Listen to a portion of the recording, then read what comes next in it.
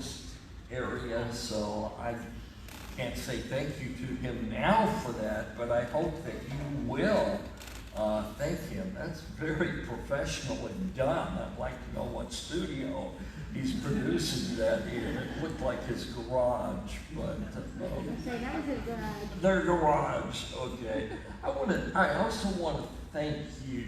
I want to thank all of you for your prayers for me during this summer of healing, and for your prayers for Jan. I have learned very definitely that it's hard. It's as hard on the caregiver, if not harder, than it is for the person who's I just get to lay there in bed and she brings me food and whatever I ask for.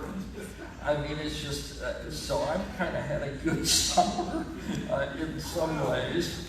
But I want to thank all of you for your prayers. And today we're talking about faith. Today we're talking about the difference that faith makes in your life. And this starts the series. And I want to encourage you not only to be here for every Sunday during this series, but to invite somebody to come to be with you. Now, I've been with this church for 20 years, so some of you know that my favorite passage is this passage in Matthew. I'm taking a different take on it today, so don't worry. I'm not just recycling an old sermon here. But the text today, as we start how faith forms in us, is in Matthew chapter 14. And it begins in verse 22.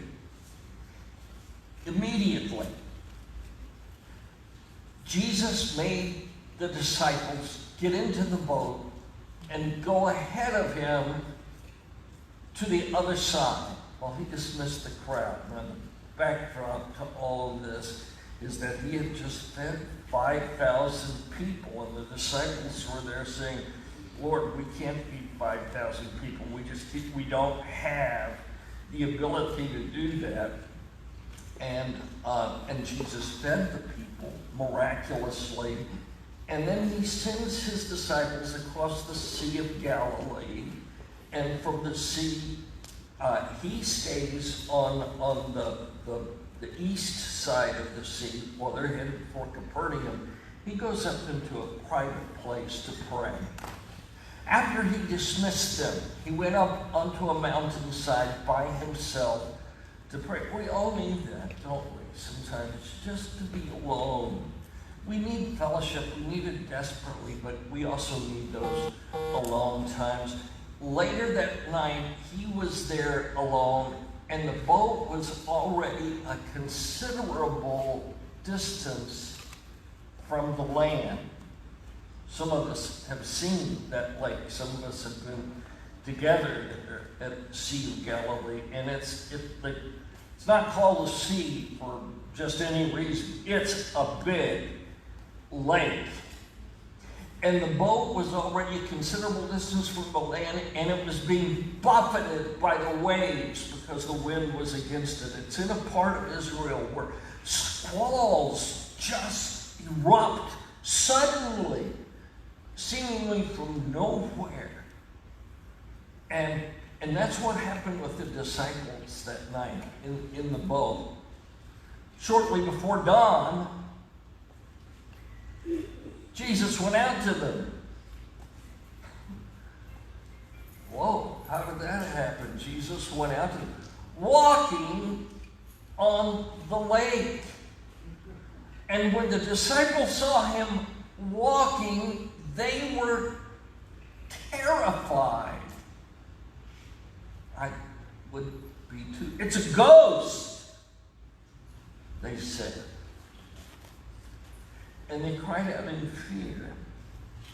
One of the things that I want you to see during this series is that fear and faith are always opposites.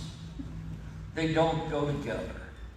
Shortly before dawn, now they didn't have clocks in those days. You didn't say, I'll meet you at 10 o'clock. they didn't have clocks. They had some sundials and they had some little water clocks and things, and you can kind of figure out the time. But the Jewish people called them the watches of the night. And shortly before dawn, Jesus went out to them walking on the lake. When his disciples saw him, they're scared. Of course they're scared. You would be too. Jesus mentioned to them, I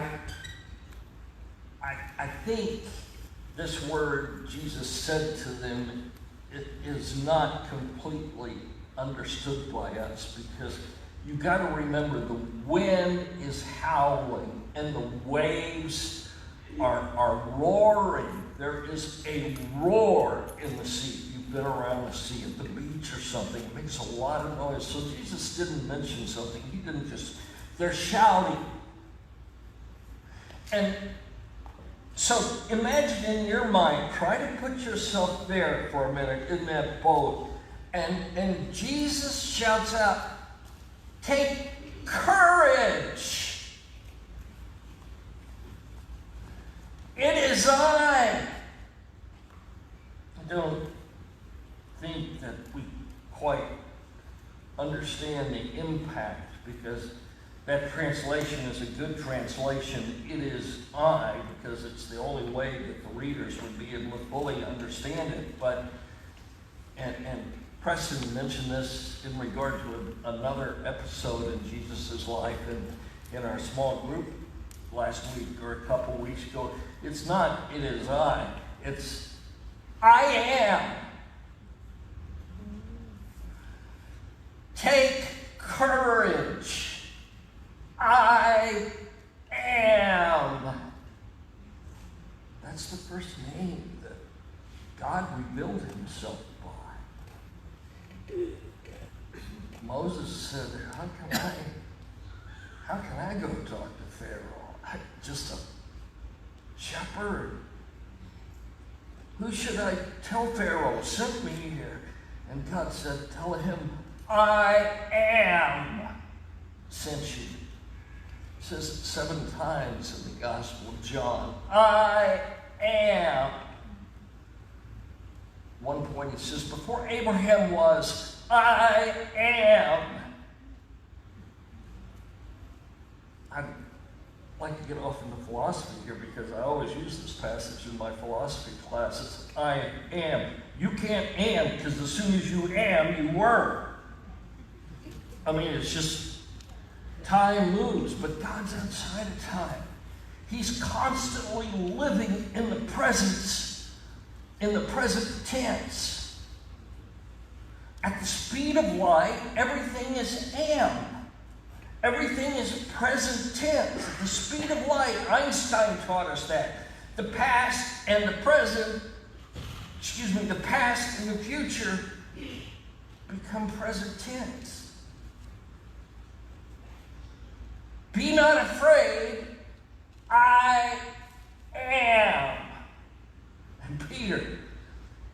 And I really like to identify with Peter. So the lesson is a lot about him today. And the reality is, it might would have been better to go from Mark's account, because Mark was Peter's translator when Peter went to Rome. And Mark was not in the boat. Matthew was in the boat. But if you read Mark's gospel, you're reading Peter's gospel, because he's writing all of the sermons that Peter had preached. And so anyway, we're going to talk a lot about Peter. Lord, if it's you, Peter replied. Conditional. If it's really you, tell me to come to you on the water. And look at that next word. Come. And you got to realize behind that word was all of the power of the universe. Jesus said, come. Jesus was the one who had made the mountains and scooped out the seas, and he had created all of that. And Peter's in the boat, and he says, let me walk to you, Lord. And Jesus says, come. Peter slips out of the boat. I often wonder what the other disciples were thinking. I especially wonder what Judas was thinking. That guy's crazy. Can I actually get out of the boat? I wonder, I'm looking forward to the day when I can talk to the disciples and ask them. Peter slips out of the boat and he walks on the water and he comes to Jesus. And when he saw the wind, he was afraid and he began to sink. And he cried out, Lord, save me. And I'm telling you, I don't think it was in the walking where Peter's faith began. I think it was in the sinking. We're going to talk about that some right now. Immediately, Jesus reached out his hand and caught him. You of little faith, why did you doubt? Jesus says that 4 times in the Gospels. You of little faith. Faith, that's the word. That's the key word for this whole series. You of little faith, why did you doubt? When they climbed into the boat, the wind died down. And those that were in the boat worshiped him, saying, truly, you are the Son of God. I want to tell you, this is already Matthew 14. Jesus chose the disciples a long time before this, but this is the first time that they worshiped him. Now, there are 3 other instances in Matthew where somebody worshiped Jesus. The first was the Magi. They weren't Jews. They were Gentiles. They worshiped Jesus. The second was a leper. The third was a ruler of the synagogue. And so this is the first time, though, that the disciples worship. Yeah. Say he's the Son of God. This shouldn't be too unusual to us. The oldest book in the Bible is the book of Job. So old, we don't even know who Job was. We don't even know what part of the world this took place in. The oldest book in the Bible, in Job chapter 9, he says, he alone, talking about God, he alone spread out the heavens and he marches on the waves of the sea. Our God is in control of all creation. Now, let me just tell you a few things about Peter as we get into this. First of all, his original name was Simon. When Jesus met him, he said, I'm going to call you Cephas. Now, I want you to think just a minute about that. Simon was, at that day, the most common name for boys. It would be like to us, Joe or John. A very common name. More little boys were named Simon than any other name. And he says, I'm going to call you Cephas. Cephas was not a name at that time. Cephas is the Aramaic. Peter is the Greek. It's the same word, just one's in Aramaic, one's in Greek. They both mean the same thing. They mean rock. And that didn't become a name until the 3rd century. So he's calling Simon with a brand new name. You're not common anymore, Simon. You are unique. Second thing I want you to know about Peter is when he met Jesus, when Peter first met Jesus, he said, Lord, depart from me, for I'm a sinful man. He fully understood his sin. And he was the first one to confess that Jesus was the Son of God. He was the very first one to confess that. And we're going to look at that in just a few minutes because it has to do with formation of faith in Peter's life. Peter's the one who denied Christ 3 times. Peter's the one who's crucified upside down. Now, the Bible doesn't say that, but there are very strong historical evidences from church fathers at that time that Peter was crucified upside down, right where the Vatican is now. We do know that, but I'm not saying the Vatican should be the headquarters of our church. I do not believe that, but we do know that's where Peter was crucified, and he chose to be crucified upside down. Let me just give you a little bit more about Peter. There are 3 lists in the Gospels of the apostles. And what's interesting is all these lists from the different books, from the different Gospels, all start and end with the same person. They all start with Peter, and they all end with Judas. You kind of wonder why that is. Is it because Peter was so great and Judas was so bad? Or was it maybe because Peter was a denier and Judas was a betrayer? I don't know. Here's what I want to say. And this is the point. We're coming to the main point of the sermon. The difference between what you are now and what you can be is all encapsulated in this one little word. Faith. You'll never reach your full potential without it. In fact, the Bible says without faith, it is impossible to please God. Here's just an interesting little historical fact. 2,500 years earlier, than this time period in the 1st century, when the Egyptians were building the pyramids, they were writing in hieroglyphics. Most of you have heard something about hieroglyphics. It's little pictorial language writing. And the picture for impossible in Egyptian hieroglyphics is a man walking on the water. Without faith, it is impossible to please God, the writer of Hebrews says. Now let's talk just a minute about what faith is not, and then I'm going to give you 4 points for the origins of faith, and it'll kind of help develop the foundation for the rest of this series. First of all, faith is not just a force or a power. It's not like the force be with you.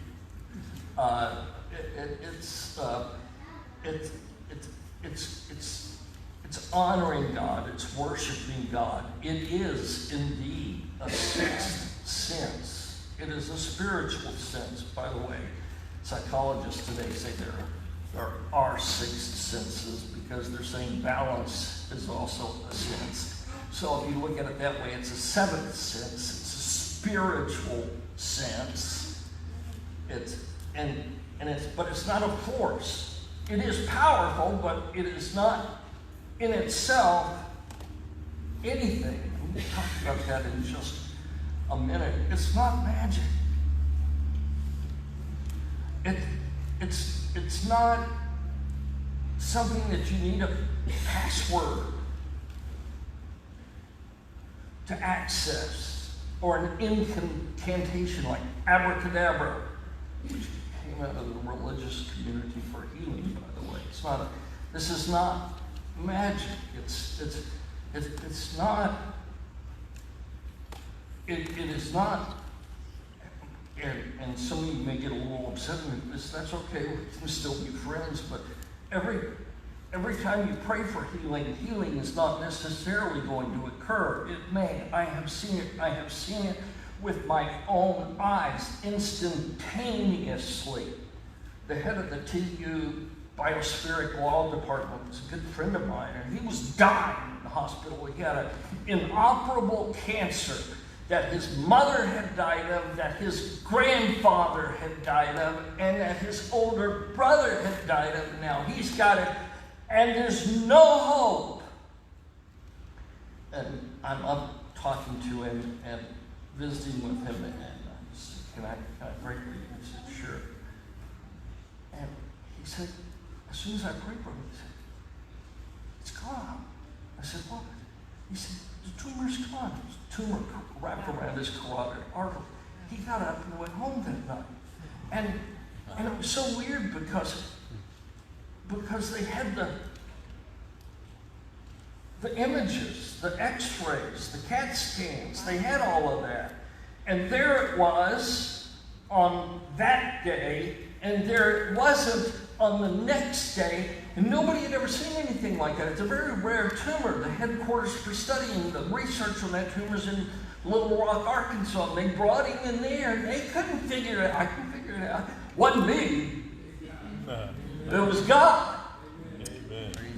But at the same time, we have to be careful that we don't command God. We just trust God. Because God will either heal you or do something better for you. Always. But it's not magic. And it's not faith in faith. And I fear sometimes that the modern church has kind of come to this thing of faith in faith. It's not. Faith in faith is no more than positive thinking. Let me put it this way, and I'm going to say it kind of slowly because it's very important. The power of faith is not in the power of the possessor. It's in the power of the promiser. That's right. That's where the power of faith is. Yeah. And guess what? He's all power. All power. So let's talk then about growing faith. And here's what I'm going to do. I'm going to give you the 4 points of the sermon. We're going to go through them quickly, and then we'll be finished. The first point is simply faith grows when the storm blows. And the second one is faith's foundation is often in failure. And the third one is just simply faith grows from relationships, not from rules. And the fourth point of today's sermon is faith will mature as you endure. Sometimes we just have to endure a seemingly impossible situation, but that's the 4 points. And here's the sticky stick. This is the one thing I want you to take home. So take notes, write this one down. The difference between what you are now and what you could be is as drastic as the difference between the walking Peter and the sinking Peter.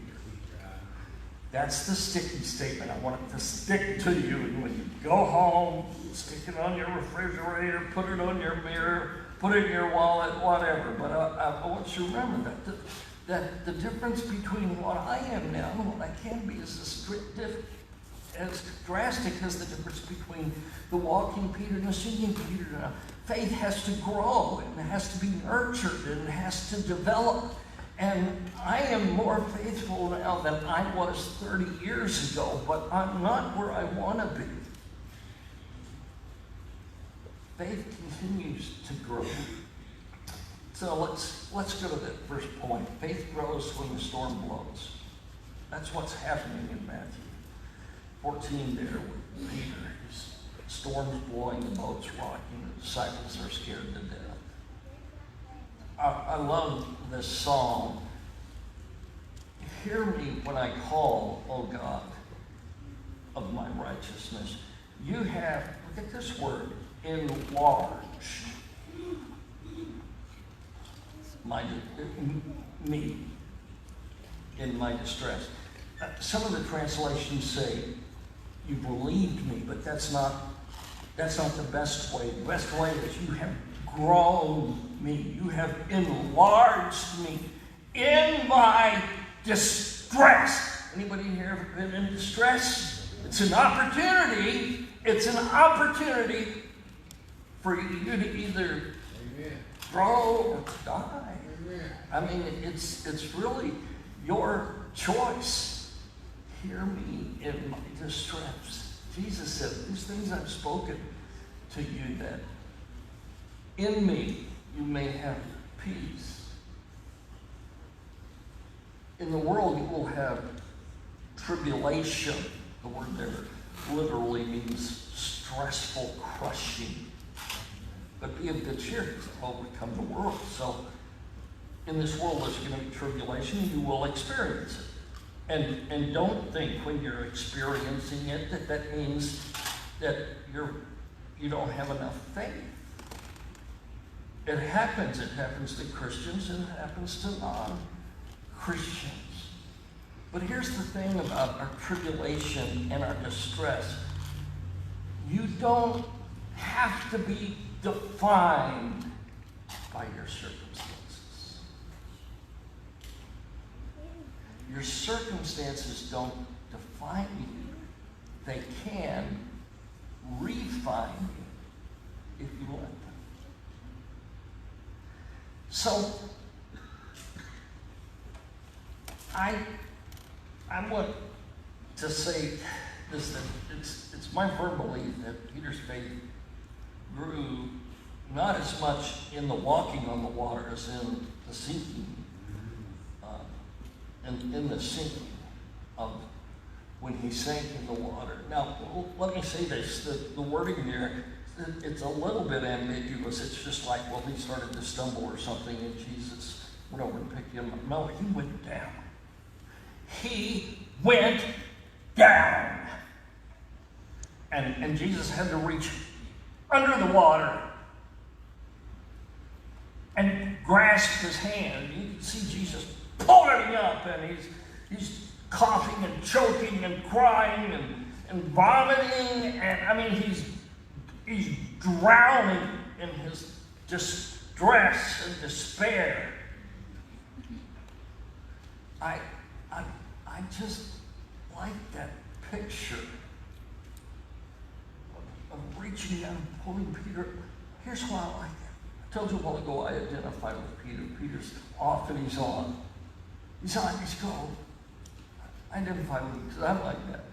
I really kind of think most of us are like that. But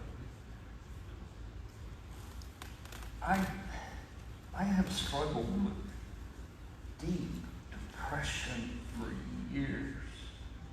Now, there are different kinds of depression, and I would just like to encourage you to not tell people that depression is a sin, although I think sometimes it can be.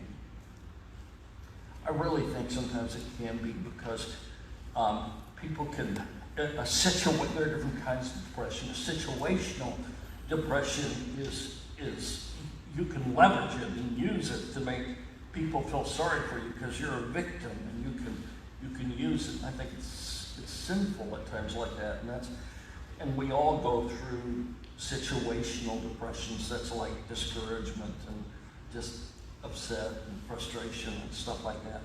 But if you've got chemical depression, that's what mine is. It's brain chemistry. I've had to take antidepressants for many years. It's going to turn some of you off, and I'm sorry. Just nap during this period. It's okay. And fortunately, I've had a wife who understands, because there have been so many times in my life when Jan would say to me, "How are you?" Because she can tell, she can read me. And I'd say, I'm not in a good place. And I would just have to go to bed, and I would feel like I was underwater, drowned, suffocating, sometimes for hours, and just dark despair. And always there would be like a hand that would come down and grab me from underwater and pull me back again. Now, most of you in here haven't seen that, and probably very few, if any, except Jan. Because I've learned how to hide it well through the years. We all learn to do those sorts of things, but I think we need to be able to share with each other. You know, I'm telling you, God is doing a work in me still. And the way it works with me is in my sinking. Always there's this hand that reached down through the storm, through the dark water, and picks me back up. He saves me. And my faith grows. My faith really grows in those kinds of times. And my clicker's not working.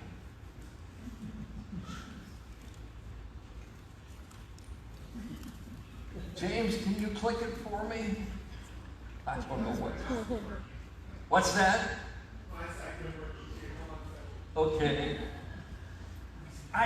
I hope that all of you understand what I'm saying. I'm not ashamed to say that, but I identify with Peter, who's off and he's on, he's hot and he's cold, and my need for Jesus is the most important thing that I have. Here we go. It's on motto. Faith is always a risk. And that's where it grows. And I'm encouraging you to risk something. It may not be as drastic as stepping out of the boat. When Peter did that, he stepped into a complete different reality. A completely different reality. He stepped out of the natural into the supernatural. The waves and the wind weren't the supernatural. That's natural. But walking on the water is supernatural. And they're both real. The natural and the supernatural. They're both real. And so I'm coming back to our sticky statement here.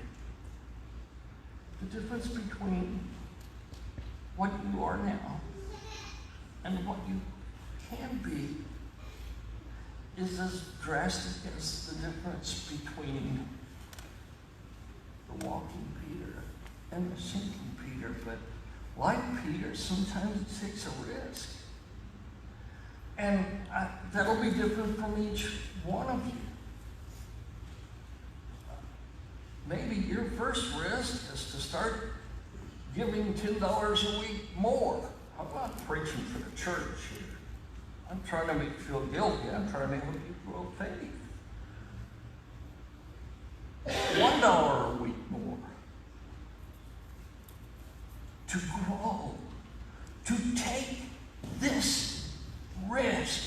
Maybe it's to share with a friend. Well, the second point in this, if that will click, I'm not sure that it's going to. Jan, would you bring me my computer? Because all my notes are on my computer. If I don't have that to read, I need this to read. So, thank you. I'll use both of these. Thanks.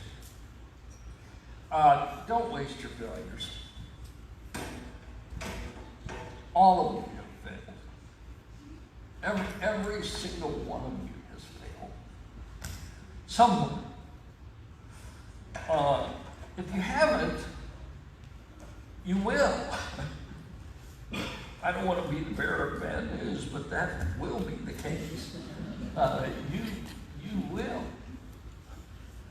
Faith often grows in our failures. In our failures. And think about the last time you failed at something. Maybe it was a job, maybe it was a marriage, maybe it was a financial situation, maybe it was something totally different than all of that. But your faith is tested in times of failure when you fail. And that failure can be a foundation for growing faith. It can be foundational. Listen to this just a second now, because this is so cool. David sinned. He sinned several times. I like to identify with him too. I mean, he's just a man. And just a human being. But one of the times he fell was Satan spoke to him and said, count your people. You need to know who you can count on. So David took the census, and God had said to him, don't count your people, count on me. That's what God had said. David listened to Satan instead of God. So David counted on his people. And that's 1 Chronicles chapter 21. David, God spoke to David harshly and rebuked him, and David repented. But here's the thing about that. Big failure in King David's life. He builds, he goes to a man's house whose name is Araunah the Jebusite. Araunah the Jebusite. It's all in 1 Chronicles. And Araunah has a pit there. And David lays down in that pit. And he repents to God. And what's so cool about that is this is exactly where the temple was built. Araunah's pit. David's place of repentance. The Jewish temple is right there in Jerusalem now. It was Jebusite. The word Jerusalem comes from the Jebusites and another little village close by that was named Salem. And when they grew so big they grew together, it was called Jebu Salem, and then came Jerusalem. But it's right there where David repented that the Jewish temple was built at the place of David's repentance. So, good, we're back up, because I really wanted you to see this right here. Thank you. We're still on point 2. We're going to get through this pretty quickly, but Caesarea Philippi, it's a city in western Israel, and I'm going to take you back there to AD 30. AD 30. You get this to forward. Whoa. I didn't know that was going to happen.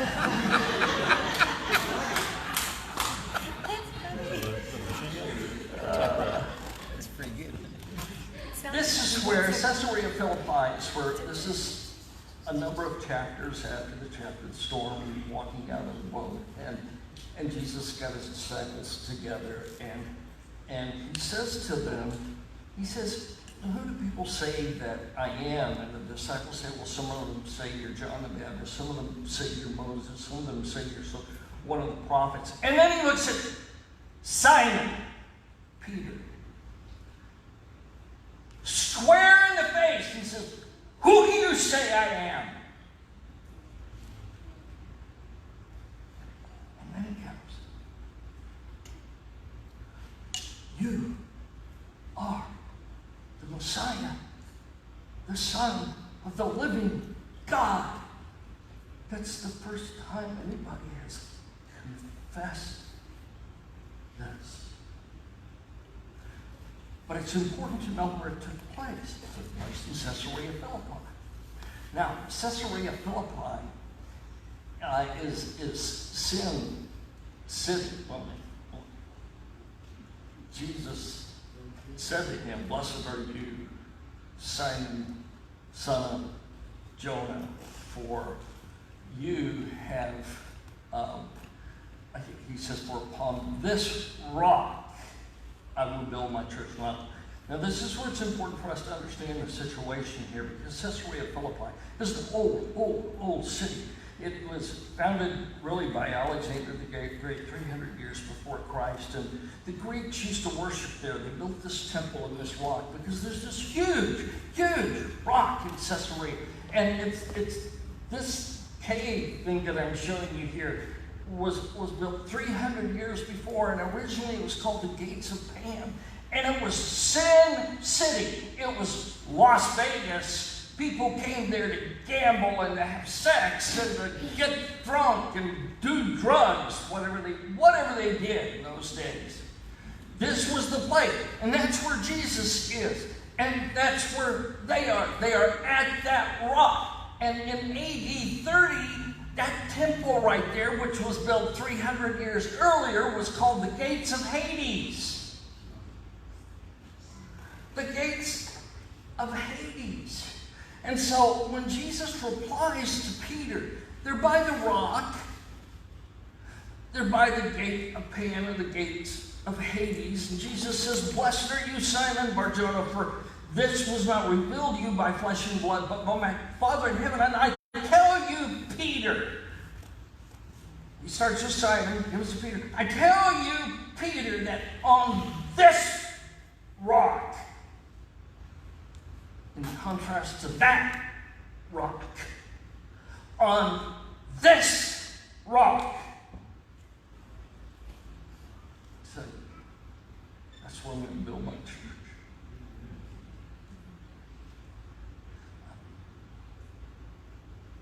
18th century, Søren Kierkegaard says, if you want to get into the picture of this thing, you've got to imagine yourself standing in a crowd and just standing there. Suddenly somebody points to you, points to someone and says, "That's the Son of God." It makes you think. It makes you think. It's okay. It's one of those durable ones. It's all right. Thank you. I shouldn't be so excited up here, but it's all right. That's okay, I think we're okay. Thank you. Mom was my helper. You are the Christ. Oh, there you go. Yep.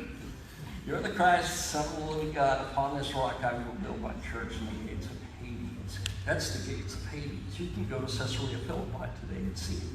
And that's where Jesus said, "Upon this rock I'll build my church, and the gates of Hades will not prevail against it."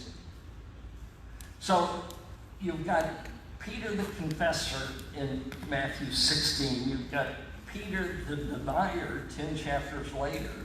In Matthew 26, Jesus tells them, he says, "This night some of you are going to fall away on account of me." And Peter says, "Never. I know everybody else. Discount you, Lord. I will protect you. I will be there for you." And before the night's over, Peter denies him 3 times. Before that night's over. Do you see the vacillation in Peter? Good, bad, strong, weak, brave, coward. And that night, the night that Jesus is arrested, he denies Christ 3 times. Here it is, the sticky statement. The difference between what you are right now, what you can be is as drastic as the difference between the walking Peter and the sinking Peter. So let's go to point 3. Point 3, faith grows from relationships and not rules. I want you to think about this a minute. The nation of Israel was launched before the 10 Commandments was given. There was a people of God before the 10 Commandments. God built a community before the 10 Commandments. Then he delivers the 10 Commandments, and he says, "Now this is how you keep your relationships working well." He doesn't just make up these rules and throw them out there and to make us feel the pain. He doesn't do that. He does it to help us. This is what's going to help you keep your relationship going. It's not rules, and so many of us, our faith is based on rules, and that doesn't last. Don't cuss, don't lie, don't murder. Well, I didn't do that today, so I've got faith and I'm a good Christian. No, that's not what it is. It's relationship. It's what is your relationship like with Jesus?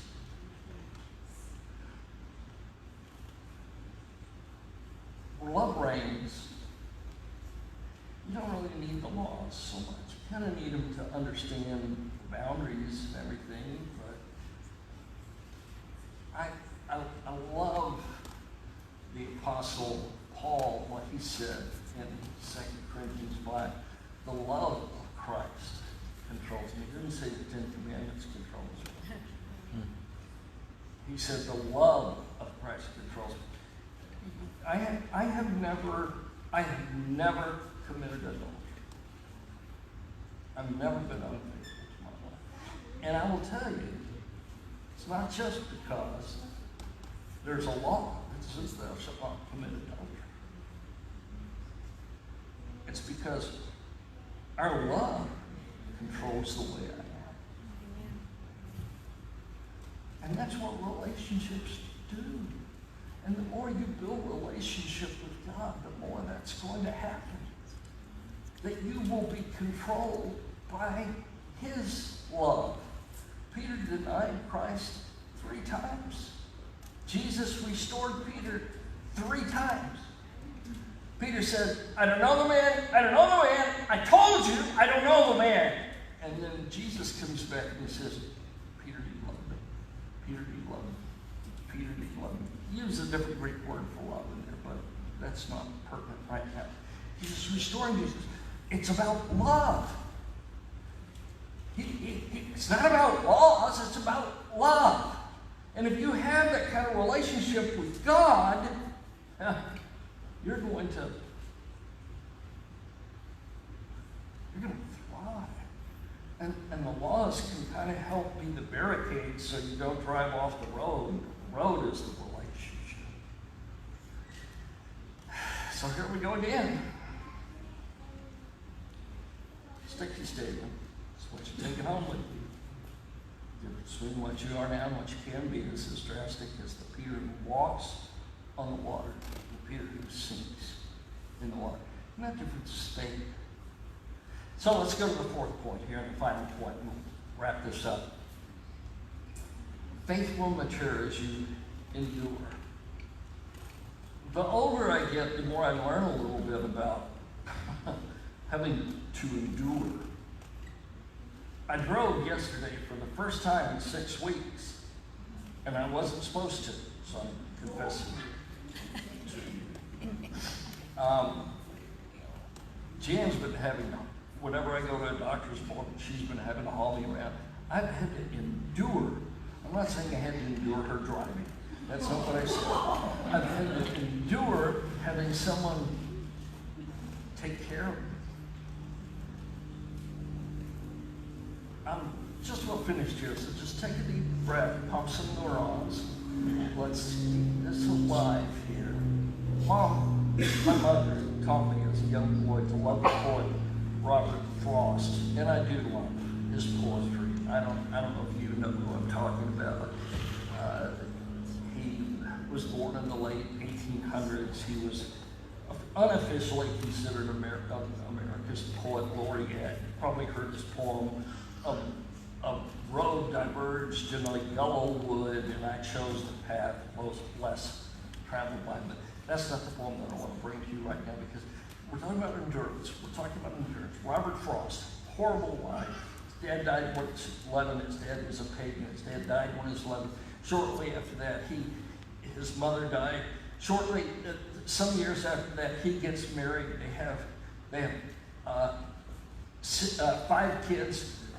3 of those kids died. 2 of them by suicide. This man had a horrible life.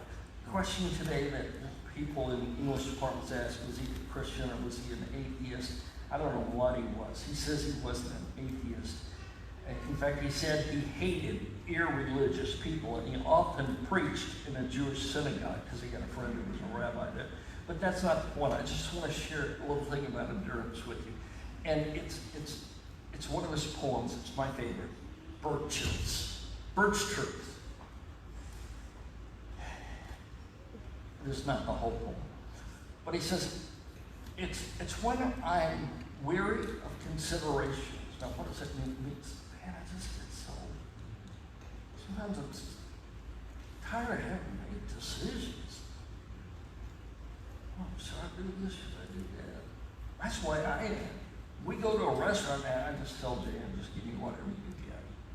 And you know how they are, the wait staff comes to you, you want this? Yeah, well, do you want it black and... No, I don't want it black. Well, what kind of salad dressing do you want? Well, what do you have? Well, yeah, a million choices. I just say, whatever she gets is what I want.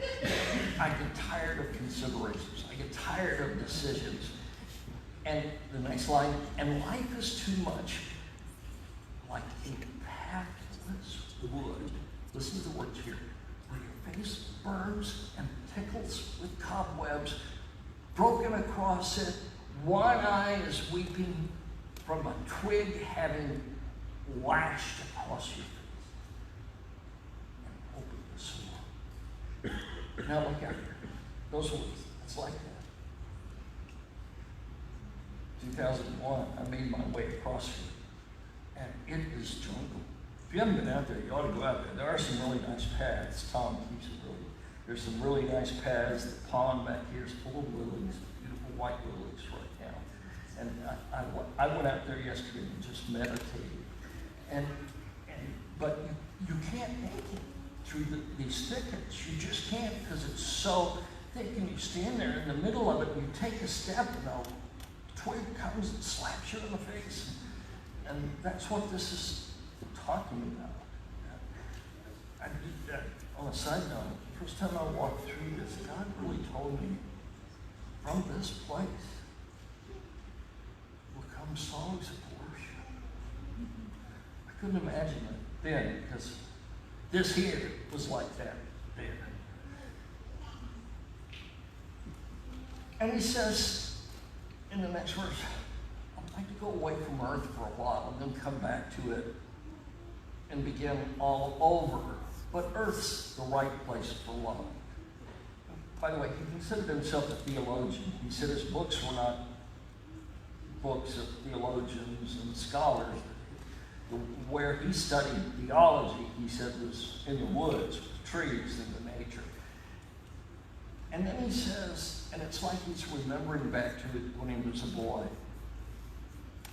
I'd like to go by climbing a birch tree and climb black branches up a snow-white trunk toward heaven until the tree could bear me no more, but then dipped its top and set me back down again. Now would be good. That would be good, both the going and the coming. And one could do worse than being a swinger of birches. Mom and I wrote this poem. I remember when Robert Frost died, I came home from school and Mom had it was just a card on Monday that said Robert Frost died today. It was like she couldn't even tell me she had to write to me, but his poetry, pretty incredible. One could do worse than being a swinger of birches. Well, what does that mean? The birches take you up into a different reality and then can bring you down again. Now I'm going to tell you how this fit into my life precisely. When I was a boy, I lived in Japan. And behind our house, well, immediately behind the house, there was this pit. And I built a fort in it, me and my buddies. They were all Japanese kids around. This was right after World War II. And these kids, a lot of them had uncles and grandfathers and fathers who'd been killed by Americans. And we didn't know that. We played cowboys and Indians. And they didn't care.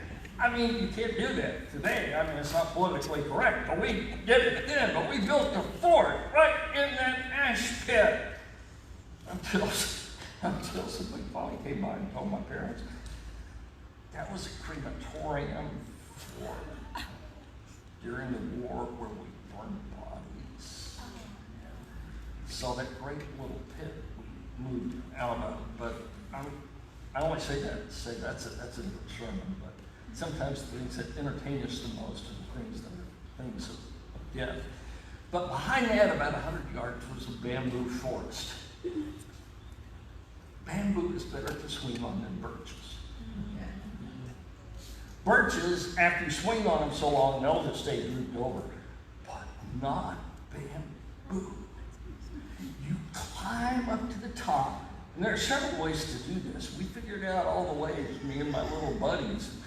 They would laugh at me at my broken Japanese, and I would laugh back at them at their squinty eyes. And we just had a good time together, okay? It was not, we didn't worry about all that other stuff. You climb up a tree, and if you get high enough, it'll bend over, and then the boys can grab your legs and pull you down and then you can crawl out just a little bit further, and they'll let your legs go. Wow! Now, you have to really hang on, because if you don't, you'll just keep flying. You'll just keep flying. I was a swinger of bamboo. And it was so great. And bamboo, unlike birches, it doesn't get old. I mean, it'll always stand up and be ready to spring until it dies. Now, when it dies, you don't want to climb and swing on it because it'll kill you. Or if it don't ever see a bamboo climb up it and try to swing on it if it's dead. It's alive. It took me out of one reality and put me into a different reality. And the difference between what you are and what you can be is as drastic as me on the ground and me flying through the air. I think I'd like to try to do it again. I don't think Jim, but I'm going to give you Peter's last will and testament. It's called The Ladder of Faith. It's in 2 Peter. It's in his last book. It's written in the middle 60s. Nero's on the throne. Nero's just burned the city of Rome, big part of the city of Rome, and he's Nero is blaming the Christians and they're putting Christians to death. And Peter's writing this book. Actually, Mark is writing it down for him, but Peter is dictating it. And here's what it's called. Look how this goes.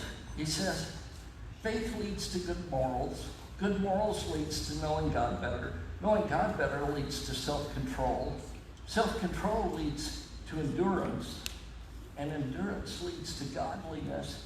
And godliness leads to love. Look where it starts. Faith. Look where it ends. Love. Faith is all about the relationship. Some of you, I don't know who, but I'm feeling this impressing me right now. Somebody's come to you this week and shared problems with you. You don't have to fix those problems. They were inviting you into their reality, and you can just say, I don't know the answer to that, but I know somebody who does, and I'm going to pray to them this week. That's the best kind of evangelism we can do.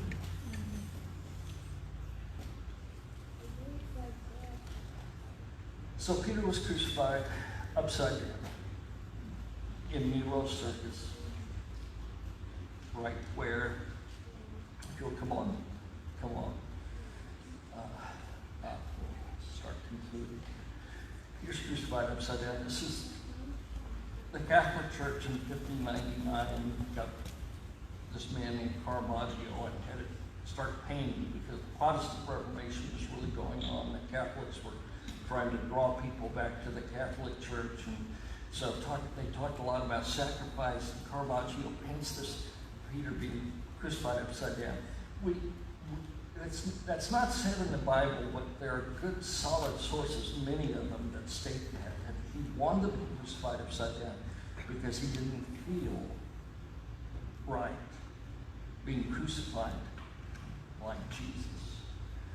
So you got Peter, you think of where he started out, keep away from me, I'm a sinful man. And all of this back and forth, almost schizophrenic behavior, back and forth. Until at the very end, it's about love. It's about relationship. And it's talking to us about listening to God. Have a relationship with God. Don't just talk to him. It must be very frustrating to me, God. Picking up the phone and, hello, God, how would you like somebody to just call you? Hey, Les, how are you doing? Everything's going great. We're just wonderful. It's wonderful. It's wonderful. And then before you can say anything, you hang up. Well, that's what we do in our prayers a lot of times. Don't hang up. Relationships are built with conversation. And you'll talk to you.